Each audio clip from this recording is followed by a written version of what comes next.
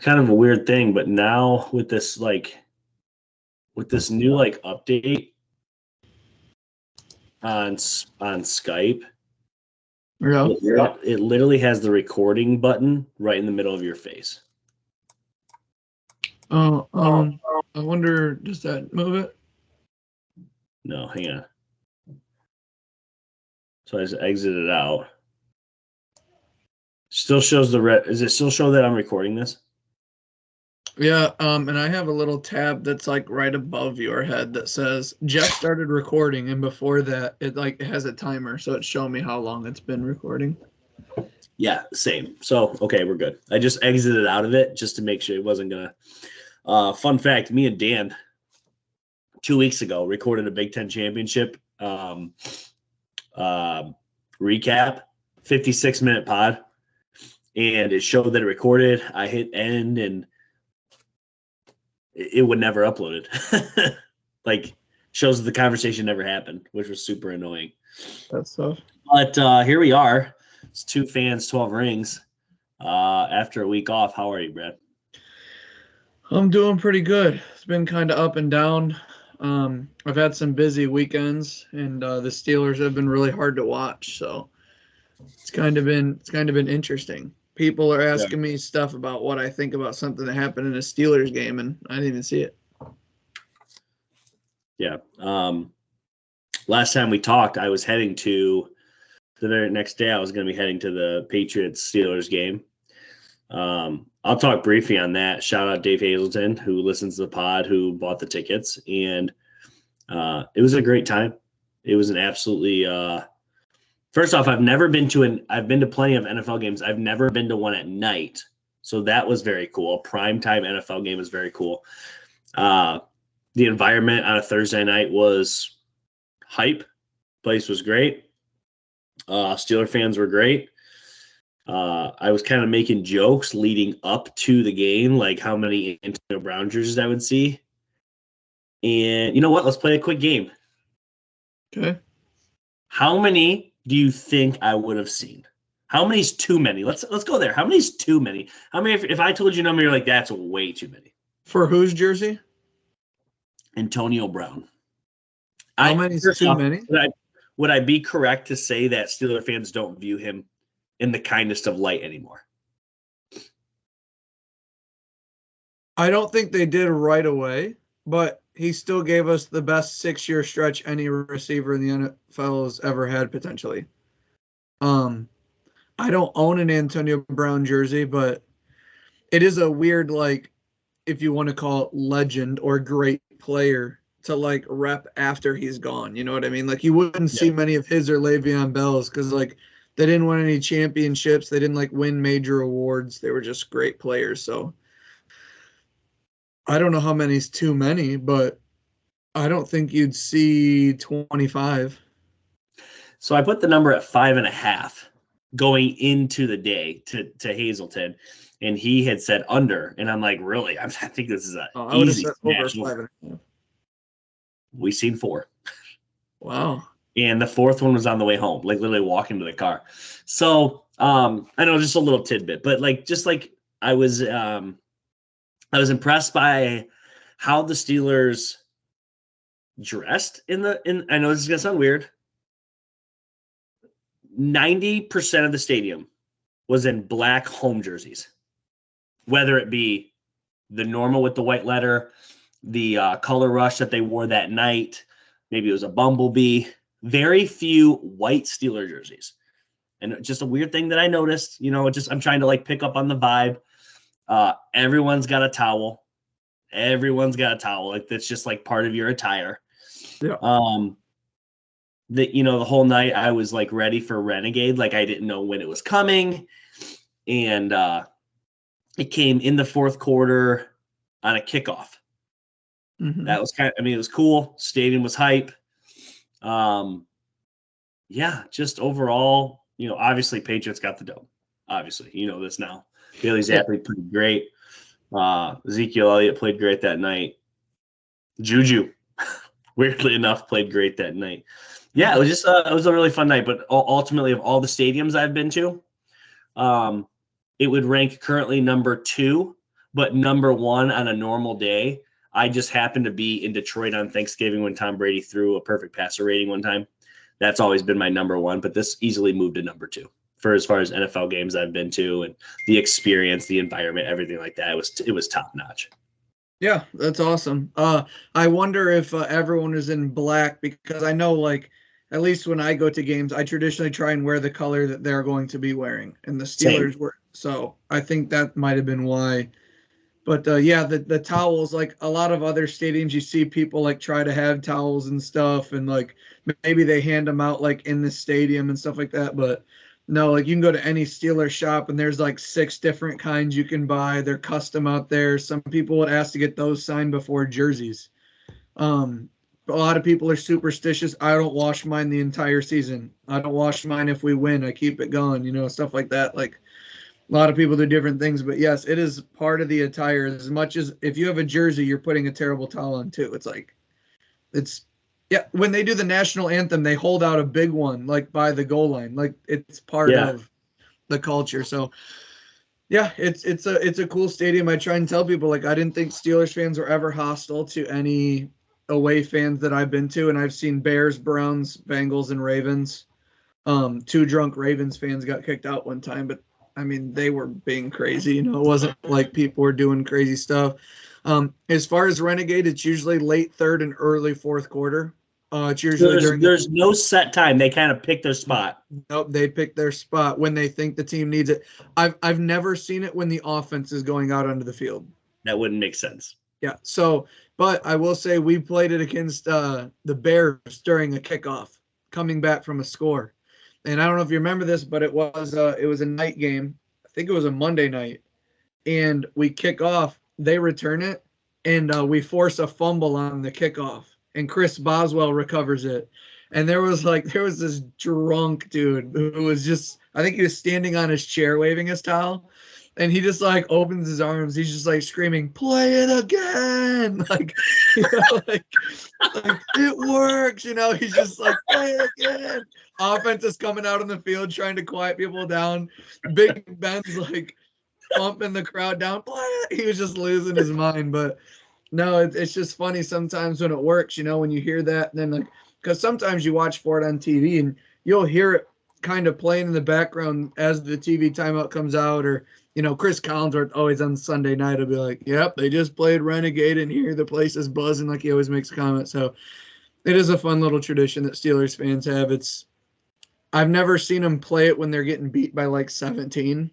It doesn't make sense. I've never seen the Steelers lose when I'm in Pittsburgh. They've won every game. So they've either been way in the lead or it's a close game. I will say the coolest one I ever saw was we were at I believe it was the first home game after Ryan Shazier got paralyzed at the Bengals. I don't know if it was 2 weeks after that game or if it was the next week. But we were there, and right when Renegade played, we weren't even playing the Ravens this game. Maybe we were. But it was, the screen was black and white. And it was just like a straight shot behind Flacco. And it started playing, and as the camera panned, it was Ryan Shazier, like, on the defense, like, staring at Joe Flacco. Like, and the crowd lost it. Cameron Hayward was, like, running down the sideline, like, with Shazier's jersey. It was the most electric I've ever seen that stadium. Yeah, it was so cool. The only other memory I have of anything like that where James Conner was playing for Le'Veon Bell, and we were crushing the Browns. I think it was Baker's rookie year. And James Conner, I think, had 3 touchdowns. But he had 2 at the time, and we were like, we're going to run out the clock. And, like, the whole crowd was chanting James Conner. And I've never heard that many people chant one name before. And it was just like, it was so cool. So it was just, yeah, lots of fun memories that haven't had the past couple of years at the Steelers. I would say the one bad thing, and I understood why it happened, at that very moment in time, you guys were still firmly in the playoff picture. And Mitch Trubisky is what he is. That's very clear. But early in the first quarter, after the first drive, the fan base completely turned on him. And He actually settles in this game and plays okay. Not great, because first off, he doesn't play great. That's just not what he does. But he played okay. But after this first drive, literally the entire stadium is chanting Mason Rudolph. Yeah. And it was I'm not joking. I'm like embarrassed. I'm like, I'm sorry. This organization's too good for this team in a playoff picture to completely turn on the backup at that very moment. Literally, it's one game. It was just it's early. That's something that frustrates me so much because, like, I know Mitch isn't very good, but, like, it's almost like the fan base is saying we deserve more. But it's like we had 15 years of being really good with Ben Roethlisberger. But now isn't it like our turn to try and help that quarterback and support the quarterback? Like, yes. This is now our turn to give back to the organization, not just be petty. They're not giving me what I deserve. It's like, it's our backup quarterback. Our starter's hurt. We're on our second offensive coordinator. Our head coach is a defensive guy. We're in this game, and you're just shitting on the offense, making worse. It's probably already hard enough for our quarterbacks to deal with our annoying receivers, personality-wise. It's got to be hard to do that. Then you're trying to learn an offense. And then every incompletion, the whole crowd is just raining booze down on you. It's like, man alive. Yeah, when the crowd didn't cheer for the blocked punt. Was that against you guys? I don't even remember who it was against. Did the Steelers block a punt against the Patriots? I'm trying to think. They picked us. Zappy threw a late pick. I think he might have blocked a punt. Yeah, because there was replays that Killebrew had to look at the crowd and like look at him like this, like, why aren't you guys cheering? And I just kind of you know what? It died. There was a punt block, a little bit of cheering, and it literally died. Like, you guys just blocked the punt. You're right. And the worst part about it is like when like Tone Diggs on Pat McAfee was trying to like explain it, and I was thinking exactly where I was in that moment. And I was like, I remember he blocked the punt, and I stood up in my bedroom and I'm like, let's go. And I realized we didn't return the punt block for a touchdown. And I remember immediately, and I'm not at the game where I'm probably going to be going crazy, where I should be going crazy. But I remember sitting back down in my bed and crossing my legs. I literally put my hands on my lap and said, maybe we'll get 3 points now. That's my first thought. Maybe we get 3. Like, and the thing was, is like the crowd's already mad. Yeah, it was, because we were down 11. We decided to go for it on 4th down and failed. Then we forced you guys 3 and out and blocked the punt. And it was like, we should already be in a 1-score possession. We might get a field goal now and make it an 8-point game. Who knows? And it's just like the demoralization of our offense coming back on the field completely killed an opportunity to get that stadium rocking, like, over a turnover. And it's like, that's just kind of where the Steelers are now. Everybody seems bitter and angry. And it's like, one last thing. This is the Pittsburgh Steelers. This isn't the Browns. I imagined that your team would have some. I'm not trying to call you guys stupid. Your entire stadium left the game, and the game was not over. Your offense had the ball with an opportunity to send it to overtime, and there was maybe 7,000 people there. It was empty. I could not believe it. I literally thought, if this game goes to overtime, there's nobody going to be here to see it. It easily could have. The game was not over. Yeah, you guys had the ball with like 25 seconds left, and legitimately nobody there. Yeah, against the Colts, I couldn't believe it. Against the Colts, I was at a volleyball tournament, so I unfortunately couldn't really watch. But I watched down to the last throw, last play. Like, I don't ever leave stadiums early, except baseball. I try to get out of baseball a little early a lot. But the whole fan base is trying every which way they can to voice how unhappy they are with the offense. But it's like, what are we supposed to do? Just like give up on I can't just give up on the team. Like, I just can't do that. So it's like, we're 7-7. We still have a shot. It's like, yeah, you have no chance to win a playoff game, but it's like, yeah, it's still cool on Wednesday at work knowing that my team is going into a playoff game. Like, yeah, I don't know. now like I hear a lot of talk that like people want to fire Mike Tomlin. It's like the first time he's ever had adversity without Big Ben. Let's see how he gets through it. He's drafting quarterbacks, he's trying things, he's firing coordinators. Like everyone just wants a fix like right now, and I'm like, I know the Steelers epitomize like sustainability and kind of like consistency, but like can't always be perfect. We're in the much more difficult conference in one of the hardest divisions. Like we're trying. Well, I don't. they're not out, Oh right? no, they're 7-7. 7-7, lost to the Colts, and we'll just take this right into our next topic here. We'll just talk about their path. So this week they have I don't know. Oh, the Bengals. That's a winnable game. The The following Steelers have week, the Bengals. Steelers have the Bengals. Yeah. Following week, they have the Seahawks at Seattle. at Seahawks. Yeah, winnable game. Then we're at the Ravens. At the Ravens, who you, weirdly enough, have always been able to beat. So this team could still win 10 games. They can easily be 9-8, which is over 500, which is what Mike Tomlin does pretty much all the time. Yeah, it's just crazy that everybody's kind of turned on this team.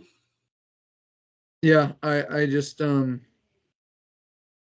know that a lot of people will bang on Kenny Pickett, and it's like I don't ask other people to believe in Kenny Pickett, even if I do. I know the stats and everything don't look great, and the stuff with the offensive coordinator, this or that, but I do try and express to everybody, no matter what you think, no matter what it reflects of the Steelers, Kenny Pickett is the best quarterback on our roster. Like it's not really that close to me.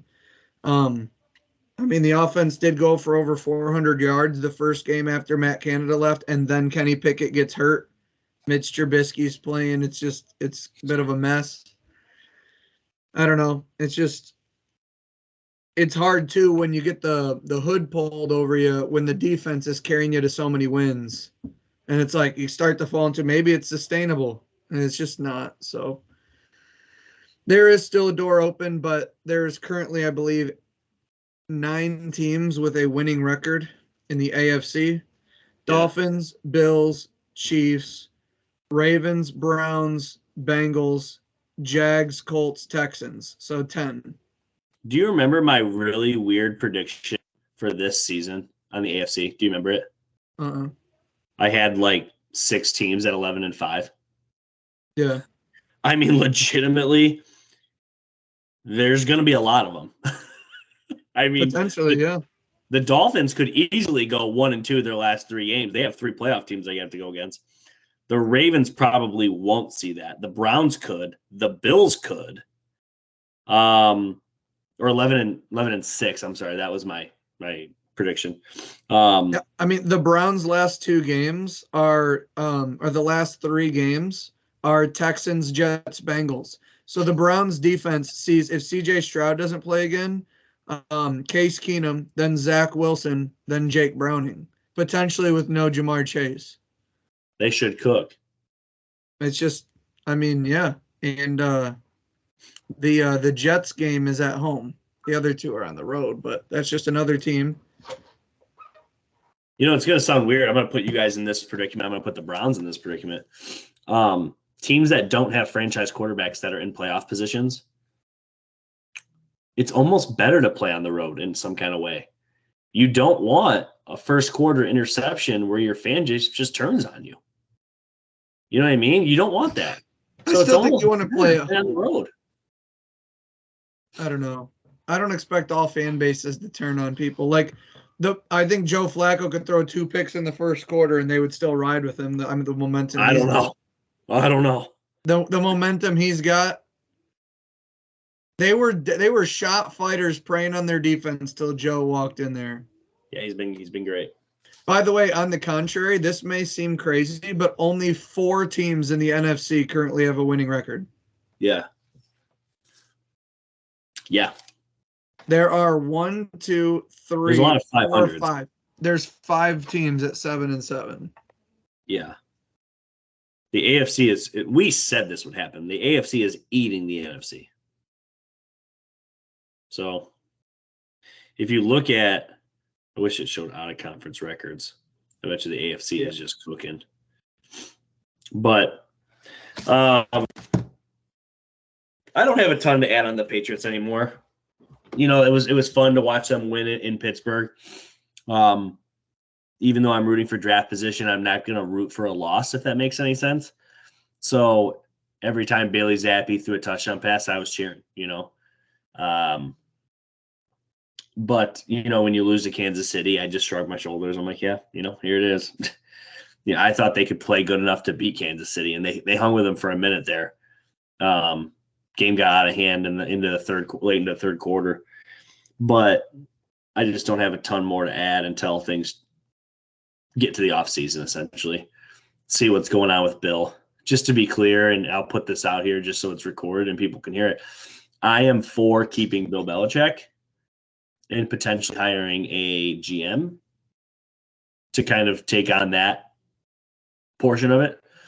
Bill Belichick is still the best coach in the league, in my opinion. If you want to say he's been passed up by Andy Reid, I'd entertain it just because the league has moved offensive.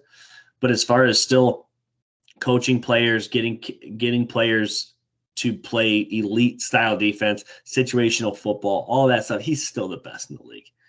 And he lacks any sort of offensive knowledge that can get him out of this.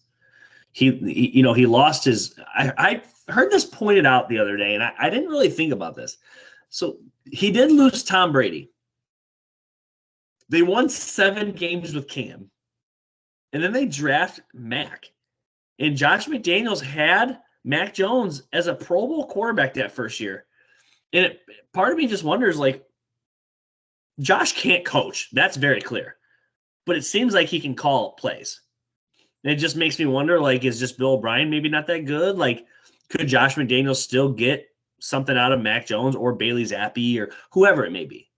So maybe that's, maybe Bill just needs to pair with Josh and bring Josh back. And I've always been for that. I think Josh is a great play caller, but obviously he can't run teams. That's been very proven at this point. So he's a coordinator the rest of his life. But nothing more on the Patriots. Anything on the Colts or not Colts, Steelers or Patriots from you? Nope. I thoroughly believe that one of your coaches is going to coach the Chargers next year, whether it's Jim Harbaugh or Bill Belichick. I think one of them is going to the Chargers. Isn't that crazy? And I think it's going to be Jim, which a lot of people think is less likely, but that's just I've been saying that for a while. Yeah. I don't see a world in which Jim Harbaugh stays. I've been kind of on that for a minute now. I want him to stay. It'd be great. Bill Belichick goes to Michigan. Oh, my Lord. Honest to God, I think Belichick would slay at the college level. And at the same, he would have to change a lot. But if he wanted to actually be like Nick Saban, he would slay. I don't know. I think he's too disconnected from the college, like the kids. I think he needs the older veterans. And of course he can coach, but I think it would be too hard to get to just go to straight 18 to 23-year-olds. Yeah. He's not going to college.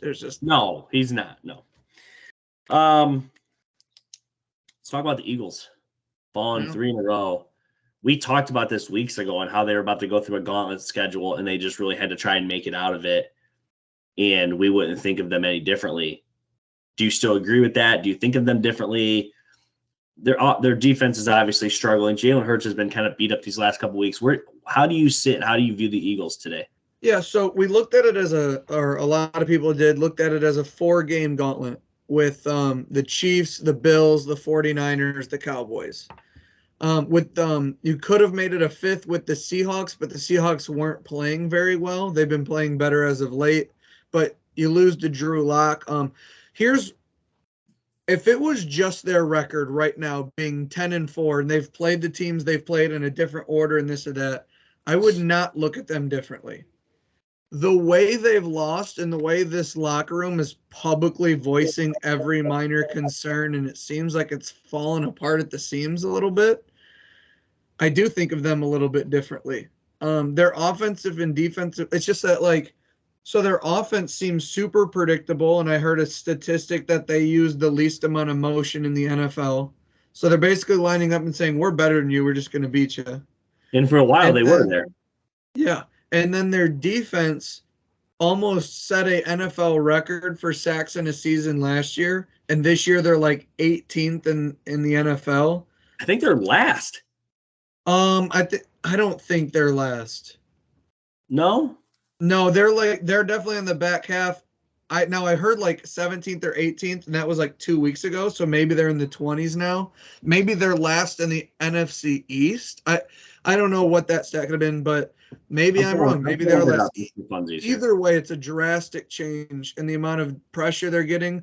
They lost their best tackle or their highest tackler, Edwards, middle linebacker, CGJ. Darius Slay's been in and out of the lineup.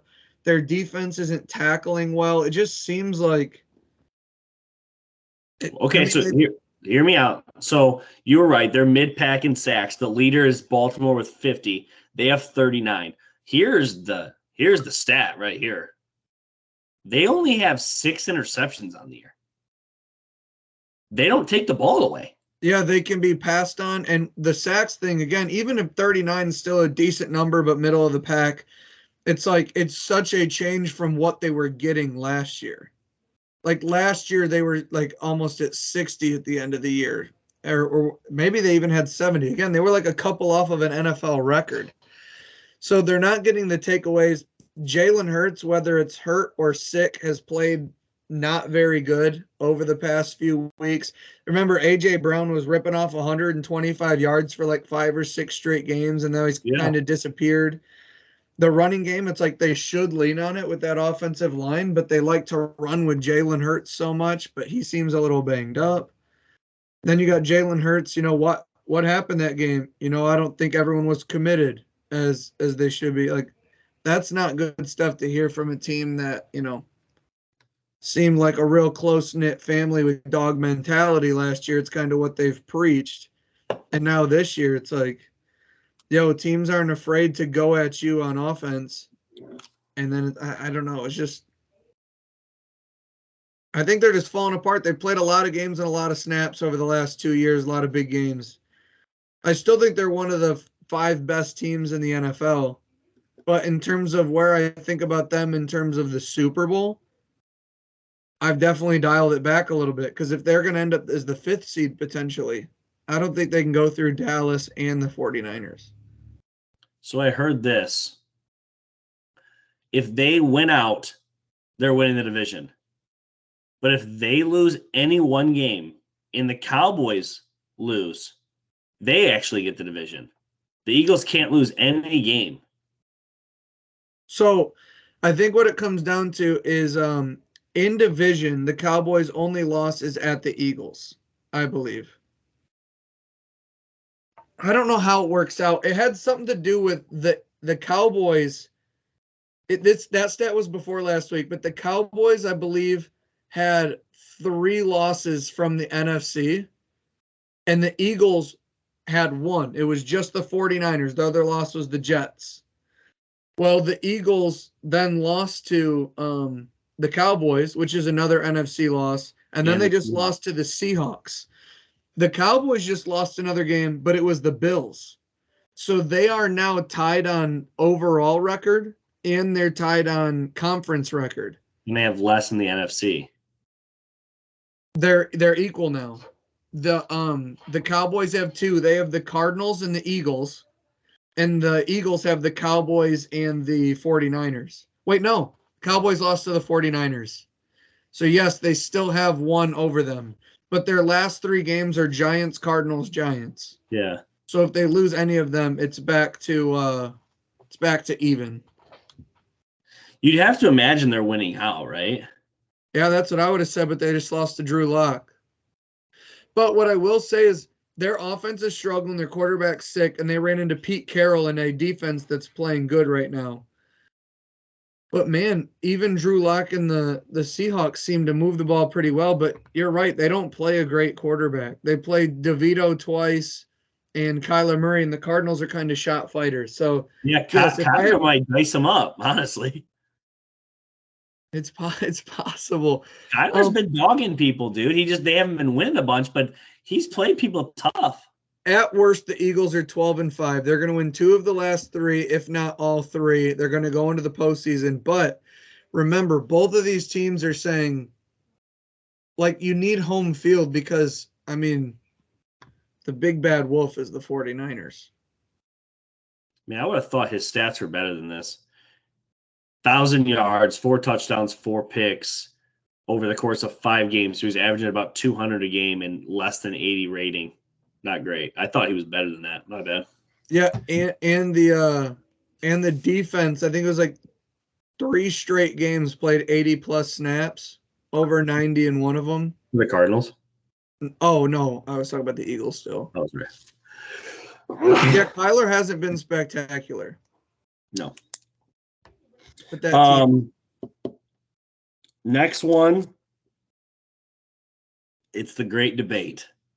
Ooh. Who do you give the MVP to today? Is it Brock Purdy or Christian McCaffrey? Brock Purdy. You want to elaborate? I wish I had it in front of me. You go first. Let me see if I can't find it. So, gun to my head, I agree. If they gave it to Christian, I wouldn't argue.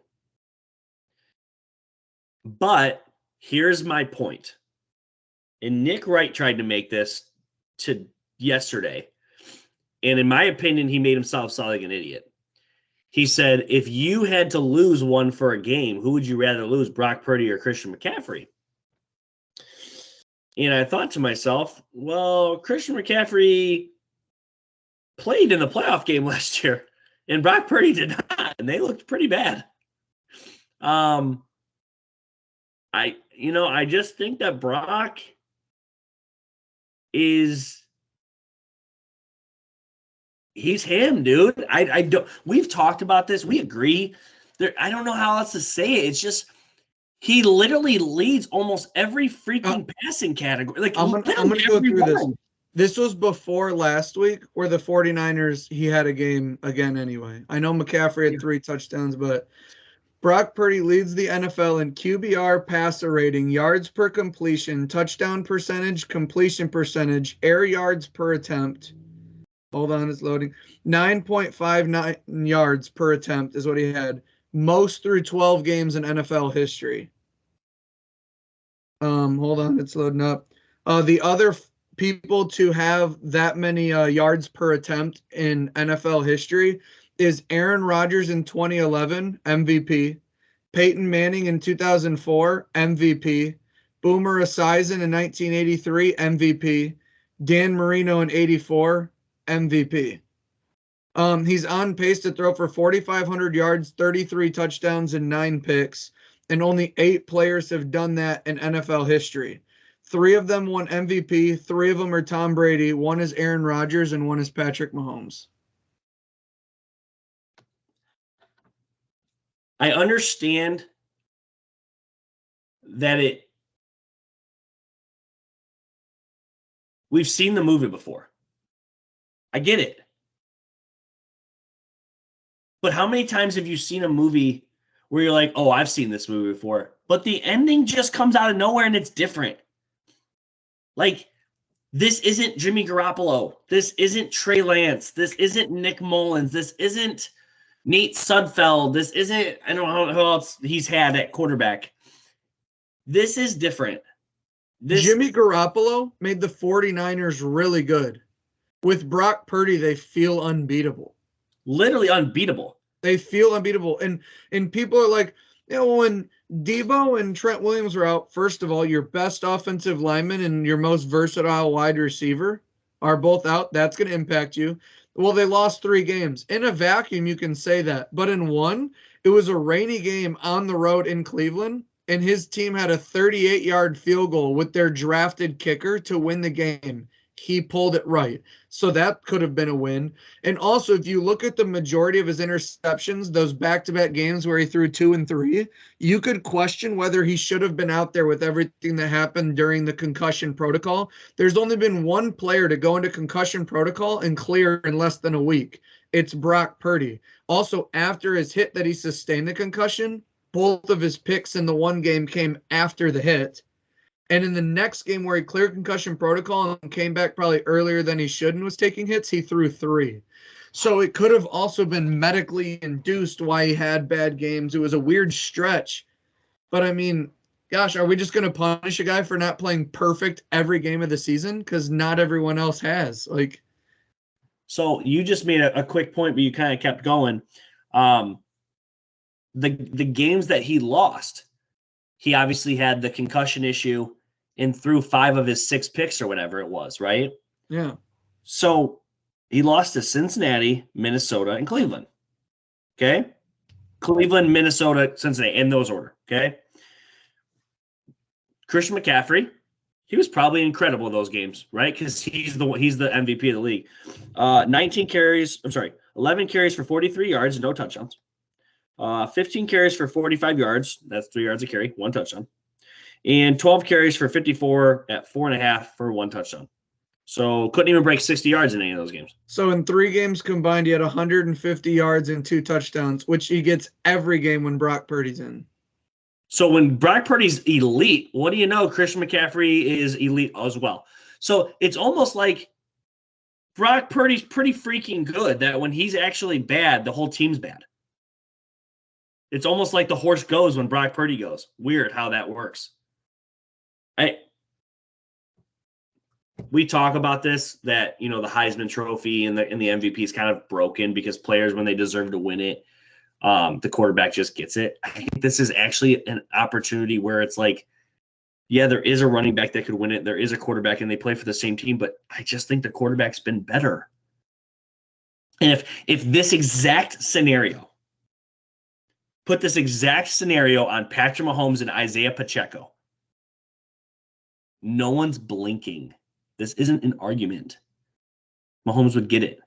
Yeah, I do think, though, just on the one thing like about awards, it's just like, I just feel like it's overwhelmingly so many times. The quarterback's so important that a quarterback will get the MVP, and I don't fault the voters for that. He's clearly the most valuable.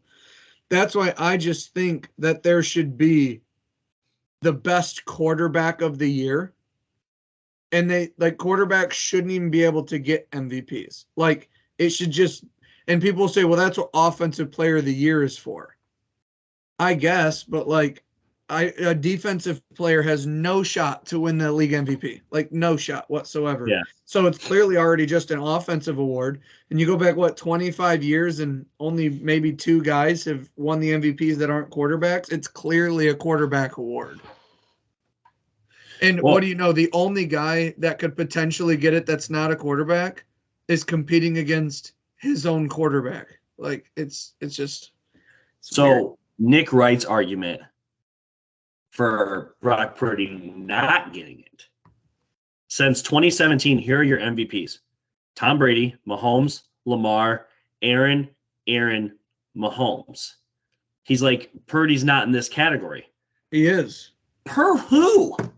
This is his first year. He's clearly in that category. For who? His draft selection? Tom Brady was drafted ass too. Like, you have to get past where somebody was drafted. Russell Wilson was drafted like ass. George Kittle on his own team was drafted horribly.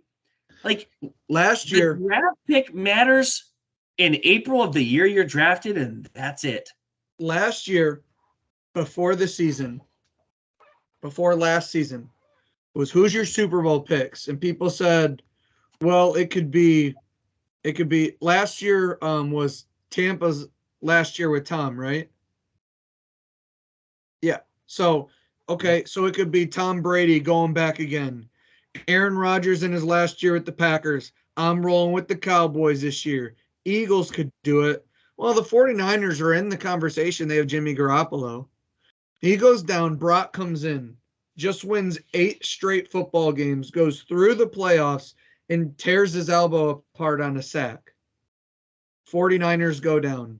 Comes back this year after about 4 games. There's nobody. I mean, you could say the Cowboys or Eagles if you want, but the 49ers, I wonder how many bet slips on Super Bowl matchup don't have the 49ers. Like, and it all changed because of Brock Purdy. He's not your elite flash around guy, although he does have sneaky athleticism. But aside from the games where he got knocked upside the head, he makes the right choice every time. And also in that video, something I didn't say, people like, yeah, because his weapons are so great. And it's like, the 49ers they're 11th in the NFL in yards after the catch. There's a third of the league that has more yards after the catch. And it's like Brock Purdy's playing so good that the parameters for being elite have now changed. You can't have a good left tackle. You can't have a good tight end. Your defense has to suck. You can't have an offensive head coach because that's what's doing this for Brock Purdy. Bro, no team with any roster, doesn't matter how good or bad, you have to have the guy at quarterback, and he shreds every defense put in front of him, and it's fascinating to watch, to be honest with you. We think Trevor's the guy, and how bad has he been? Bro, I don't think the internet was supposed to leak this, but you ready for this comparison just real quick, and we can nitpick. But this is going to be first 48 career starts. Oh boy. The first number I say is Trevor Lawrence. The second number is somebody else. Have you seen this? No. Okay. Trevor Lawrence, 20 and 28. Other guy, 19 and 29. One off. 20 and 28, 19, 29. Copy. Passer rating, 85.5, 85.4. Touchdown to interception ratio. Trevor, 55-35. Other guy, 55-33. Passing yards plus rushing yards, 12,204 to 11,992. About 300 difference. Actually, no, 212. 212. Yards per attempt, 6.7 to 6.7. Would you say they're the same guy? They're identical. Daniel Jones. Through his first 48 starts. You can talk about the Urban Meyer year if you want, but Dan Jones doesn't have the weapons. 6 games. That's Huh? 6 games. Daniel And Jones had Joe Judge. So what I just said was through 48 games. Him and Daniel Jones. Urban Meyer was through 6 games. No, I know. Daniel Jones had Joe Judge, bro. That's through 48 games. The only thing Trevor's better at is he has 212 more yards and 1 more win with 2 more interceptions. They both have playoff wins, right? I think they've both been to the playoffs. I know Trevor got one. I don't know if Daniel beat the Vikings last year. I thought they lost to the Vikings. They beat the Vikings. Okay, so yes, they each have 1 playoff win. They're both 1-1 in the postseason. Yeah. That's wild. I literally saw it and I was like, oh no, this was not supposed to get out. That is wild. Now, I do like how they did pass plus rushing yards because Danny does have a couple big breaks. Now, what they chose pass to interception, I think Daniel Jones probably got to be beating him by 15 to 20 fumbles. So there are some things that aren't shown here. Like Daniel Jones has like a lot of fumbles, like issues. Yeah. Yeah. So I understand that it's different. It's this and that. Is it different? It's different because you want it to be. It's different because you have expectations and ideas of who people are. That's all. Yeah. Yeah, the records are damn near identical. So you Both can't even from see the Trevor ACC. wins more. Trevor has 1 more win through 48 starts. It's tough. It's wild. Just something to think about. We wouldn't put Daniel Jones near our top 16, and we wouldn't dare put Trevor outside our top 10. Yeah. Yeah. I've said this a few times, and like it's hard to defend because like the situations are different. I think Brock Purdy's better than Trevor. I think he is. I think it's going to be funny watching Colin Cowherd and Nick Wright tried to defend that Caleb Williams is somehow better than Brock Purdy. Because he's going to struggle where he goes. And they're going to say, like, Caleb, if he would have went to the 49ers, would he? Because I think it takes an interesting personality to win over that locker room. And Brock Purdy did as a third stringer. Yeah. Mr. Irrelevant won that locker room over Jimmy Garoppolo and Trey Lance. Trey Lance was way more athletic, higher draft pick, higher ceiling. Supposedly. Did you see that Brock Purdy went out for a couple of plays this past week and Sam Darnold came in? Dude, they couldn't get Brock Purdy in there quick enough. Yeah, that's why they pushed him through the concussion protocol. That's why they pushed him through the concussion protocol. Look, he said the ABCs. Let him put a helmet on. Dude, if this dude was a system quarterback, they'd have Sam Darnold's ass in there already. I'm telling you. If this dude was a system quarterback, he wouldn't have won games at Iowa State. Dude, egos exist. If Kyle Shanahan had the opportunity to resurrect Sam Darnold, you don't think he'd do it? That's why he signed him, because he thought he was in trouble, and that's why Brock Purdy if you don't like Brock Purdy, you're just going to have to sit there and keep saying, well, we got to wait till 2026 when he doesn't have these guys. Like, that's what you're going to be doing. Yeah. Every week he just goes out there and he utilizes his weapons. He checks it down to McCaffrey every time you forget about him.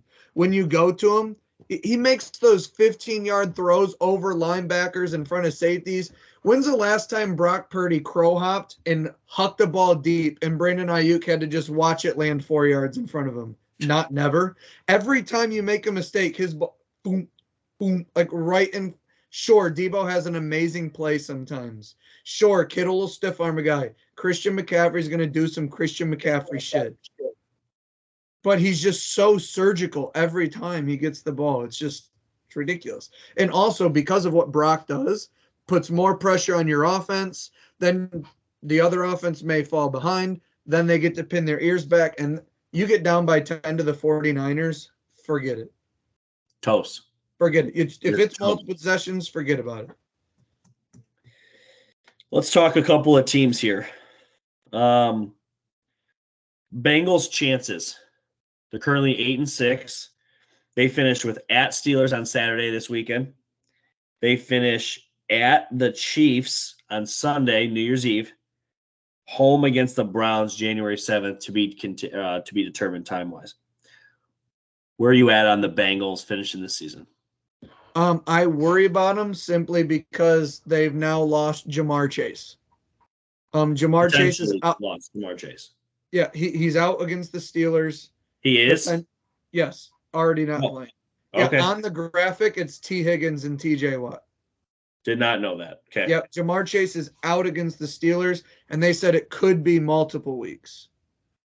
So, with Jamar Chase being out, maybe it's a get-right game, but we'll see how the team rallies around Mason. But you lost to the Steelers last time, and now it's at Heinz Field. And you have I don't know how they're going to respond, but this is do-or-die time for the Steelers. This is it. So we'll see about that game. But the Bengals defense hasn't played great over the last few weeks, and you're coming up against the Chiefs offense and then that Browns defense. I don't think the odds are great for the Bengals, but a lot of AFC teams play other tough teams here down the stretch. I think this is a team that's going to play unbelievable. Jake Browning's just going to fall short, barely. They get Joe Burrow back next year. I just wonder if they lose to the Steelers and then the Chiefs, do they just shut Jamar Chase down potentially if they're already out? So Jake Browning, what a scene. I believe he's locked himself up as a potential candidate in free agency. Or if he's just like, you know what, it's Joe Burrow and Jake Browning will be his backup because Joe does miss time. The Bengals are one team with a star quarterback that needs to have a good backup, whether it's surgeries, injuries, knees, wrists. I mean, that's the only knock on Joe. He misses games. Yeah, there's been some weird injuries, whether it's appendicitis, whether it's a calf injury, whether it's torn ACL, and now it's a torn ligament in the hand. There's 4 injuries where he's missed some football time. Yeah. I would love to see Jake Browning get an opportunity somewhere next year. That'd be cool. I think he can play. Let's talk about the Bills. Bills at Chargers on Saturday. Yeah. Bills hosting New England on New Year's Eve. Bills at the Dolphins to close the year out. True or false? I believe the Bills have to win out to make the playoffs, correct? I don't think that's true. They have to win out and hope the Dolphins lose one game outside of playing them to win the division. But they can make the playoffs going 2-1 potentially. If they go 2-1, they would be 10-7. 9-8. They're 7-7 right now, aren't they? I thought they were 8-6. Yeah, They they're are 8-6. They're 8-6. You're correct. My apologies. But they're on the outside looking in. Well, currently they are, but they need help. I think the Bills still hold it in their own hands to make the playoffs. Because all three of their games are against AFC opponents, and they have a chance to beat the Dolphins, which if the Dolphins go 1-1 in their next two against the Cowboys, Ravens, Bills is their last three. But if they go 1-1 against the Cowboys and Ravens, they'll be 10-5 or 11-5, and the Bills could be 10-6. The Bills beating the Dolphins, they'd both be 11-6, and then I don't know how all that. Bills swept them. They would get it. But the Bills lost to the Patriots and Jets, so with their division, they're 2-0 over. Yeah, because the Bills would be 4-2. The Bills would be 4-2 in division, and so would the Dolphins, and they beat them, so they would get it. It would come down. I think before it goes to head-to-head, it goes to their conference record against AFC teams. It goes divisional record, conference record, then head-to-head. Oh, damn. Yeah, okay. So hold on. Google NFL standings with conference records. Let's see if I can. We always talk about tiebreakers head-to-head, and that's. It comes after conference. So, yeah, right now the Dolphins are 7-3 in conference. The Bills are 4-5. Yeah. So hear me. They wouldn't even touch it. No, hear me out. Let's say the Dolphins in their next two, forget the Cowboys. Let's say they lose to the Ravens. They're now 7-4. Let's say they lose to the Bills. They would be 7-5. The Bills' next three games are all AFC opponents. They would also finish 7-5. So yes, if the Dolphins lose to the Ravens and the Bills win out, Bills win the division. Yeah. Yeah. So Bills still have a chance in the division, but they need the Ravens to come through. Bills slaughtered the Cowboys. How you feeling about the Bills today? Is this just normal Bills? Bills are going 3-0, and they're going to have 11 wins going into the postseason. Whether they're a wild card or they win it over the Dolphins like we just talked about, I think the Bills have had nothing but just drag their feet through mud. Lost some close games, had some bad performances by Josh, had their character questioned. They've had interesting stuff in the locker room. And somehow that piece about Sean McDermott came out. And the team has looked on a mission since. A piece about Sean McDermott? Oh, you don't know about that? Okay, so there was a reporter who I guess was doing stuff just about Sean McDermott's career. And the one thing that got highlighted is, I guess, 3 years ago, he made an analogy in the locker room about how you can achieve anything when you work together. And I guess what he did is he used how so many people coordinated to attack the Twin Towers. Yes. Like how many people it took.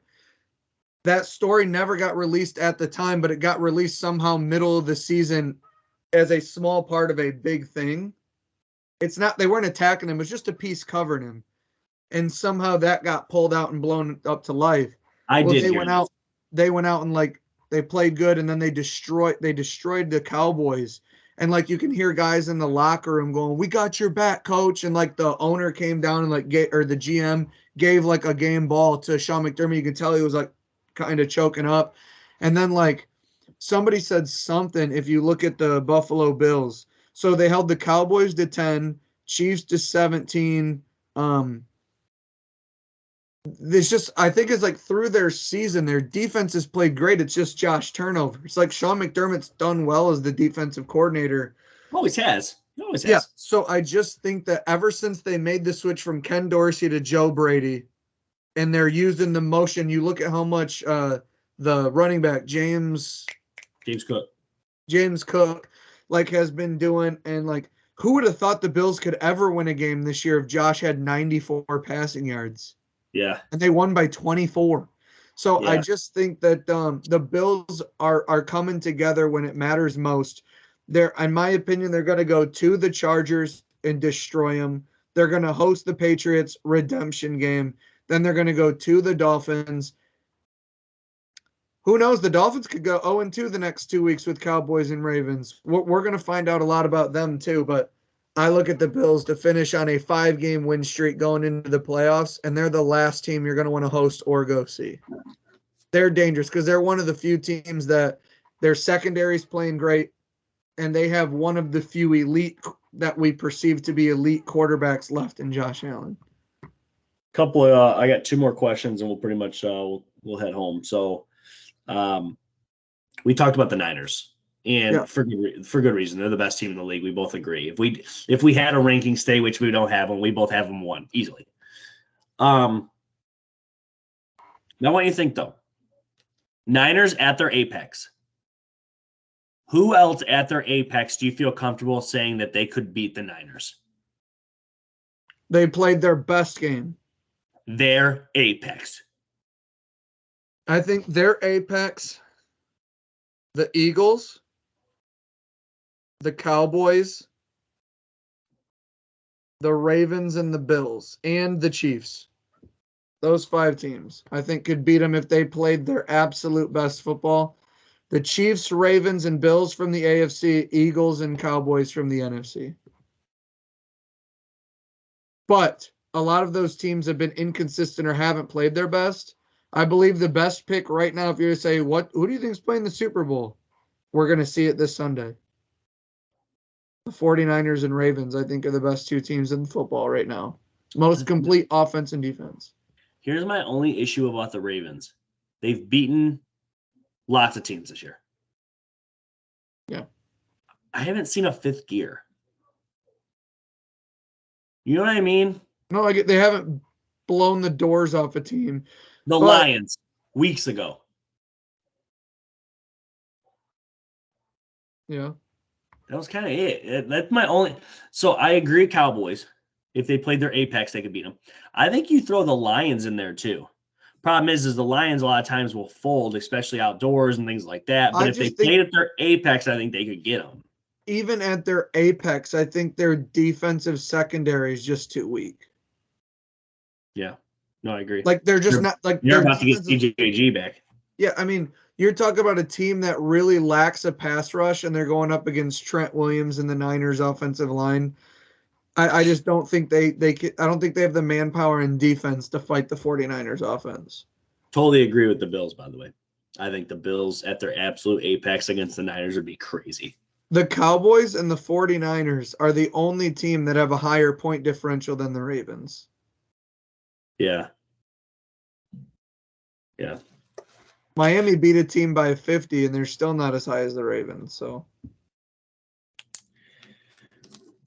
what's your what Christmas traditions you got? What do you got going on this weekend? We don't do anything like particular in terms of like what we dress or maybe like a song or movie we all listen to or watch or anything like that. But Saturday I go to my grandma's at about 2. My dad's side, all of us really close. We get together every year for an absolutely massive Christmas. We're there from 2 till like midnight. My grandma shops all year round for Christmas. It's what she does. She likes to get everyone anywhere from 14 to 20 presents. Like they can be really little, and like it's insane, man. We take pictures. Like the walls are covered. She brings them up from underneath the couches. They're all up on her bay window. There's a tree here. They're littered on her hutch. Like she removes like fine china to replace them with presents. The presents have gone down as the years have gone because like she does like to do like a gift card now because like we're all getting older. She doesn't know what to buy. But like if you open like a clothes box and there's jeans in there and you take them out, there's usually a shirt underneath. And then like she'll put like a pack of gum in some of them and stuff like that. She'll sneak a cologne in somewhere. So she loves doing that. We leave there, and then the next morning, we go have like, we go to my parents' house. We have a nice dinner, and then my parents like to get me and Casey, like we give them a separate list. They like to get like a couple like big gifts, like some stuff for us as a couple, or like that. My dad got me the Texas custom jersey. Last year was one that I got, so stuff like that. Then we play like card games and stuff. Come home, go to bed. Then in the morning, real early, we go to her parents' house. She usually gets me, Casey, and Scotty all our own pair of pajamas that year. We put those on and we open presents with her. About 2 o'clock, we go to her grandma's house for like the Sundermeyer family Christmas. So all 3 days, I'll be with family, eating food, festivities, presents, football on the television, sports, and just a really relaxing, thankful time. Really good weekend. Thankful that we have enough family that we can have multiple Christmases and do that kind of thing. And so everyone's still close. So yeah, this weekend's a big weekend for me and Casey. We love this weekend. So yeah, Christmas is awesome. Yeah, we just, as we've gotten older and as the kids get a little older, we've tried to dial back the amount of places that we go rather than the places that we do go, we spend more time and make it more meaningful. There was a point in time around Christmas we were going to 3 different places. You know what I mean? It's just that's tough on one day. You're not really enjoying family by the time you open gifts and then you're moving on to the next thing. And it's like, man, we didn't even visit today. We didn't play a game. It was a business trip. It's just a business trip, and it's like, at what point is it like defeating really what Christmas is about? So we go to this year we're gonna do my family at my sister's house, and then we're gonna do her family at her cousin's house, and those will be the 2 dates. And her cousin's gonna be on the 23rd. My family will be on Christmas Eve, and then Christmas morning we'll kind of do our own thing as a family, and I think we'll briefly see her mom and stepdad, and then we'll finish the night at our house. But we don't do Santa Claus at our house. So over the last couple of years, we've kind of picked the best possible time to open gifts on that weekend, whenever that fits the schedule. I think this year it'll be Christmas morning, but in years past, it's been the 22nd or the 23rd or the 24th, just depending on when the days fall. And, just so I can spend the most time with my kids playing with their new things, or, dad's putting batteries and shit and stuff like that. So, yeah, I mean, things have been good. It's a great time of the year. It's obviously very exciting. And, the New Year's coming, fantasy playoffs are going on, football big time in December. Basketball is really starting to kind of get some juice to it around Christmas time. You see, the season, hockey's in mid-season form. It's a nice time. Yeah, and then obviously college football playoffs starting, in a week. So week and a half at this point, but after Christmas it'll be about a week. So yeah. Anything else, my man? No, I know you mentioned the college football playoff, and there was this guy at my work, and he walked up to me and he's like, "Yeah, man, I think Texas really does have a shot against Washington." And I looked at him and I was like, Duh. "Why wouldn't we?" And he was like, "Oh, it's like, yeah, they're good, but we're better." And he started laughing a little bit, and I was like, "But if you think Texas is winning, that's cool. I appreciate that." I was like, "Who do you think's going out of the other side?" And he's like, "Man, I'd like to see Michigan. They didn't make it through last year, so I'd like to see them this year." But and I was like, "Where you just not think they have a chance?" And he was like, "It just seems like Bama." And I was like, "Let me just ask you something." I was like, which quarterback would you rather have, Jaden Miller or J.J. McCarthy? Even if it's close, just you got to pick one. He's like, "I guess I'd go McCarthy." And I was like, "Who has a better running game?" And he was like, "I'd go with Michigan." I was like, "Who has a better defense, you think?" And he's like, "I guess I'd give the edge to Michigan." And I was like, "They both have great coaches. Why are you so scared to just think Michigan can win the game? Like, yeah. It's okay. Like, everyone just so – I think Bama over the last decade has just put an image in people's mind that they are unbeatable. Yeah. Deservingly so. In the whole SEC, it just seemed like Alabama and Georgia kind of punking on the rest of the SEC. That was just like pretty mid. I feel like Ohio State and Penn State are better than any team that's not Georgia or Bama in the SEC and stuff like that. I find it fascinating how people are so scared to kind of like think Michigan can win. Like it's just weird to me. Yeah, I've thought about laying some money down on Bama. Really? Listen. So you get a win either way? I see it two ways. A, if I bet on the game, it'll jinx them. Okay. B, if Alabama wins, my heart will be broken, but I won money. You know what I mean? And C, if you tell me I got to pay money to watch Michigan win a natty, I will gladly do it. So that's where I'm at. Vegas, there's so much money on Bama. They'd love to see Michigan win. Yeah. Let it ride. Yeah. I'm thinking about, for me, I was thinking about having a little fun. It's plus 550 for exacto, Texas over Michigan in the national championship. So you have to, okay, so that's money. That's parlaying Texas to win, Michigan to win, and then Texas then to beat Michigan. Correct. Plus 550 odds. Yeah, Texas, because Texas is favored by 4.5 and Michigan's favored by 1. So they're both the favorites, which kind of tells me that it's low enough that, like, I wonder if Texas plays Michigan, Texas is probably favored by a field goal. That's what those odds would kind of make me think. Like an exacto of any of the 4 teams, I thought would start at plus 800, no matter who the teams are. Like, guessing 2 games in a row. DraftKings has the odds for the potential games too. Yeah, and like you're talking about the spreads for the potentials. So real quick, like if Michigan were to play Texas right now, they got Michigan -3. If they played each other. Yep. Gotcha. Michigan over Washington would be Michigan -6.5. Texas against Washington. Texas against Bama. Sorry, Texas against Bama is actually Bama -2.5. So, hey, I can't wait to watch Washington versus Bama in the national championship. Oh gosh, that's funny. Oh gosh, I seen somebody post something like Michigan's going to beat every single team in the college football playoffs in the next 3 games or the next 4 games, and I'm like, what? Bama, Washington, and then Texas week 2. That's clever. I guess Texas has that same opportunity.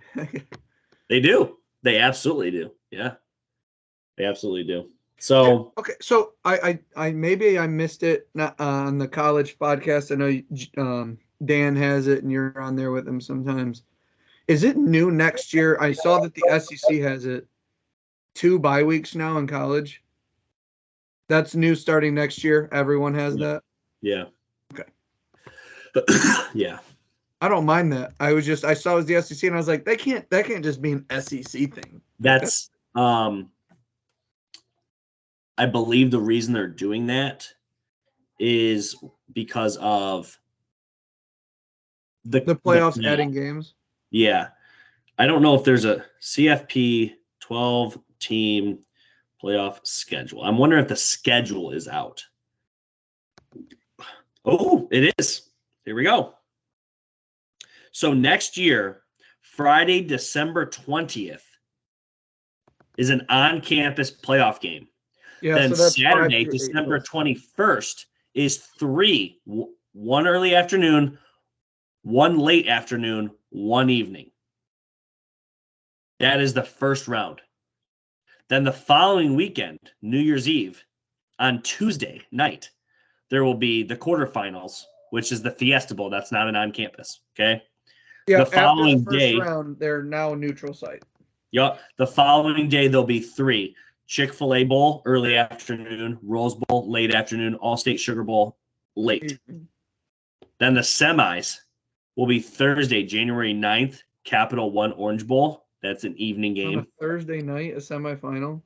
And then the Friday, the next one, Goodyear Cotton Bowl. And then the Natty will be that. Holy crap. The Natty is 10 days later on a Monday. Yeah. I don't know why they insist on doing it Monday for a national championship. Like, why are they so scared of Saturday and Sundays? So basically, the playoffs are going to take one full month. They start December 20th, they end January 20th. It's a full month. Game on Friday, 3 on Saturday. Next week, a game on Friday, 3 on Saturday. The next week, Thursday Tuesday, night, Wednesday. Friday night. Huh? There'll be Tuesday and Wednesday because of the holiday. Oh, well, either way, I get it now. Yeah. So 1-3, 1-3, 2, 1. I just hate when they put big games like that at night, days you have to work the next day. It's just to be fair, the day that you're complaining about would be January 9th and January 10th. Yeah, that we would technically have to work the 9th next day, the 10th. You know what I mean? So that does suck. Yeah, but the other ones are weekends and holidays. Yeah, for me, it's always been weird, though, because I don't work Sundays and Mondays. Yeah. So, like, when people are like, well, Sunday night games on football every time and Mondays, you work the next day. No, Saturday night college football, I'm off Sunday. Sunday night football, I'm off Monday. Like, yeah. So, but, oh, well. Guys, thanks for listening. Merry Christmas. Happy Hanukkah. Happy Kwanzaa. Whatever you guys celebrate. Thanks for your support. Thanks for listening. It's been a hell of a year. We started this brand new podcast platform this year, and it's still rolling. So that's all we can ask for. That's right. Hey, Texas National Championship in volleyball, back-to-back, baby. Madison Skinner, Ajay O'Neal. Yeah. Swindle freshman setter. It was crazy to watch. Loved following on volleyball. My volleyball community, I've been playing for 8 years, so it's not like I just hop on. I know you're a volleyball guy. Yeah. Yeah, so it was really fun to watch. Really, really cool. Yeah. You guys, thanks again. Seriously, we appreciate it. And see you guys next week before the new year, I would imagine. So if we don't, Happy New Year, but we should. Happy holidays, y'all. Happy holidays. Later.